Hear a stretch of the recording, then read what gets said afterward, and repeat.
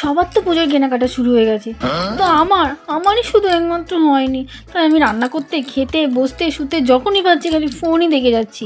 তাই একদিন সাহস করে ওর কাছে গেলাম। এই ওই ওর একটা জিনিস দেখাবো। কি? এই জামাটা ভাল লাগছে?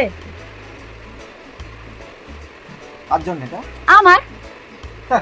হ্যাঁ, সামনে পুজো আসছে, সবার কেনাকাটা হয়ে গেছে, আমি কবে কিনবো? জামাটা খুব ভাল লাগছে, দেখ না।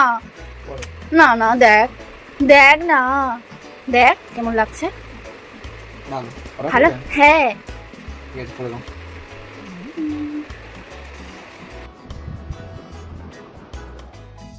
কিন্তু আমার একটা জামা কিনে শান্তি হচ্ছে না।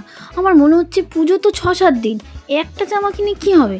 তাই আমি আবার জামা দেখছি, আর আমার মাথার পোকাগুলো আবার নড়ে উঠছে যে না, একটাতে আমার হবেই না, লোকের 5টা 6টা করে হয়ে গেছে।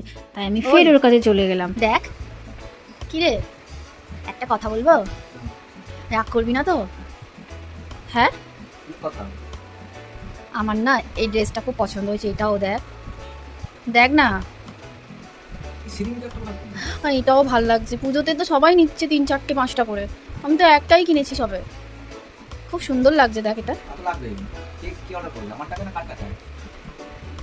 তোর টাকা। দেখ কি সুন্দর লাগছে ড্রেসটা, তুই আমাকে এখন ধার দে, আমি তোকে পরে শোধ করে দেবো পুজোর পরে।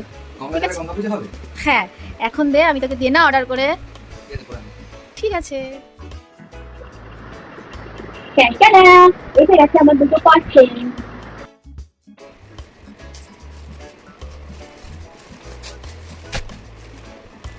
এই দেখো জামাটা কেমন এসছে, জামাটা কেমন এসছে? খুব ভালো এসছে। ভালো এসছে, দেখো।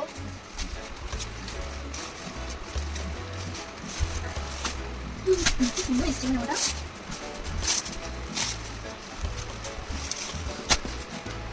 দেখো সুন্দর এসছে জামাটা, ভালো লাগছে। বাহ, খুব সুন্দর এসছে, আমি যেমনটা ভেবেছি তার থেকেও ভালো এসছে, খুব সুন্দর এসছে, তুমি খুশি? ভীষণ খুশি।